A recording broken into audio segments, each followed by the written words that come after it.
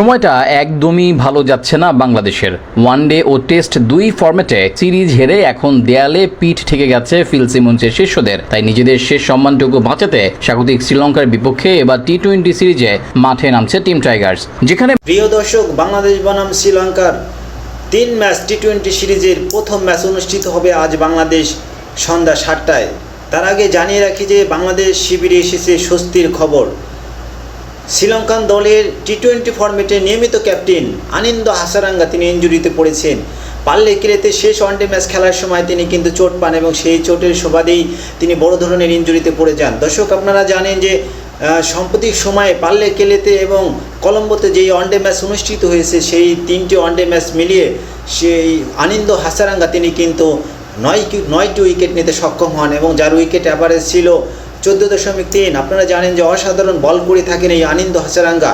সেই হাসারাঙ্গা কিন্তু বিশেষ করে বাংলাদেশের টপ অর্ডার এবং ওপেনিং ব্যাটসম্যানদেরকে অনেক বেশি ভুগিয়েছেন।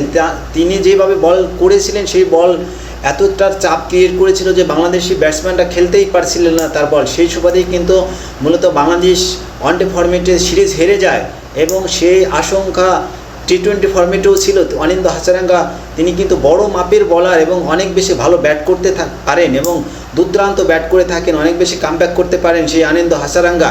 সেই হাসারাঙ্গা কিন্তু দলে না থাকাটা সবচেয়ে বেশি স্বস্তির কারণ বাংলাদেশ শিবিরের জন্য। শ্রীলঙ্কান দলের ফিজিও জানিয়েছেন যে আনিন্দ হাসারাঙ্গা আগামী 2 মাস তিনি রেস্টে থাকবেন, তিনার কোনো এই ম্যাচে খেলার সম্ভাবনাই নেই। এবং আরেকটি খবর হলো বাংলাদেশ দলে 4টি পরিবর্তন এসেছে।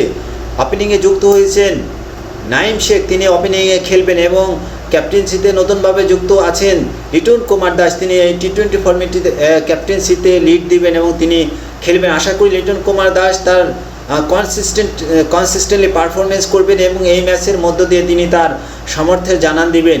এবং আরও একজন যুক্ত হয়েছেন দীর্ঘদিন পর, সাইফুদ্দিন, তিনি কিন্তু বাংলাদেশ দলের অলরাউন্ডার, তিনি অসাধারণ খেলে থাকেন। আপনারা জানেন যে সাইফুদ্দিন ব্যাটিং এবং বোলিংয়ে সমান পারদর্শী, তেনার কাছেও প্রত্যাশা থাকবে।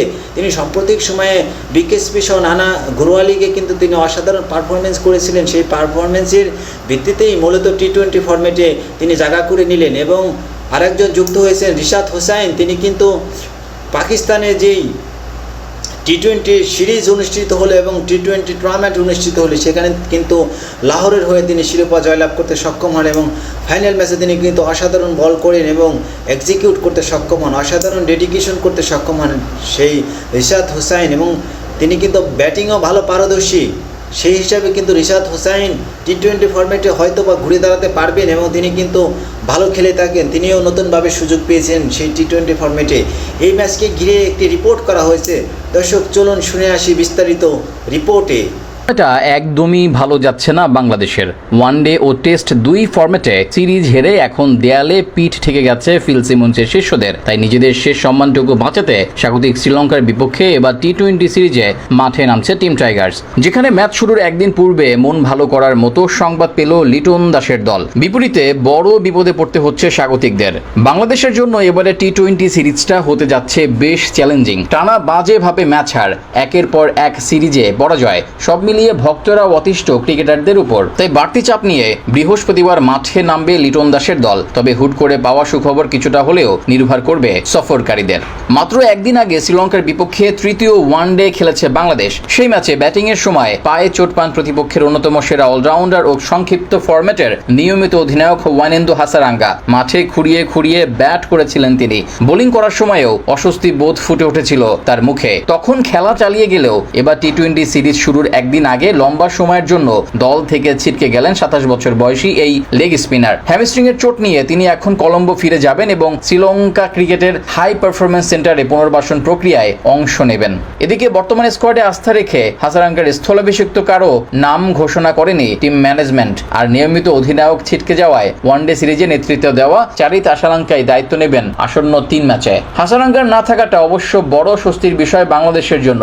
লেগ স্পিনারদের বিপক্ষে বরাবরই দুর্বল টাইগাররা। বিপরীতে হাসারাঙ্গা সবসময় জ্বলে ওঠেন লিটনদের বিপক্ষে, যার প্রমাণ সদ্য শেষ হওয়া ওয়ানডে সিরিজ, যেখানে মাত্র 3 ম্যাচে শিকার করেছেন 9 উইকেট। প্রথম ম্যাচে একাই ধসে দিয়েছিলেন বাংলাদেশের ব্যাটিং ইউনিট। এছাড়া বাংলাদেশের বিপক্ষে এখন পর্যন্ত 4 ম্যাচ খেলে 6 উইকেট নেওয়ার কীর্তি আছে তার নামের পাশে। তার চেয়ে বড় কথা, শেষ 8 ম্যাচে তিনি শিকার করেছেন 17 উইকেট, বোলিং গড় 14 এর নিচে। তাছাড়া পাল্লিকেল স্টেডিয়ামে বরাবরই সফল এই ডানহাতি অলরাউন্ডার। হাসারাঙ্গার আরেকটি ইতিবাচক দিক হলো ব্যাটিং সামর্থ্য।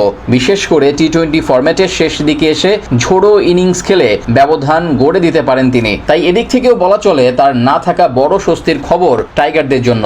তবে দিন শেষে মাঠের ক্রিকেটে নিজেদের সেরাটা দিলেই ভালো ফলাফল আনা সম্ভব। এদিকে নিয়মিত অধিনায়ক হাসারাঙ্গা ছিটকে যাওয়ায় কিছুটা দুশ্চিন্তায় আছে শ্রীলঙ্কা। ঘরের মাঠে এখন আবার নতুন করে পরিকল্পনা সাজাতে হবে দ্য লায়ন্সদের। দুই দলের ম্যাচটি অনুষ্ঠিত হবে বৃহস্পতিবার রাত 7:30টায় ক্যান্ডির পাল্লিকেলে স্টেডিয়ামে, যেখানে ম্যাচ শুরুর একদিন পূর্বে মন ভালো করার মতো সংবাদ পেল লিটন দাসের দল। বিপরীতে বড় বিপদে পড়তে হচ্ছে স্বাগতিকদের।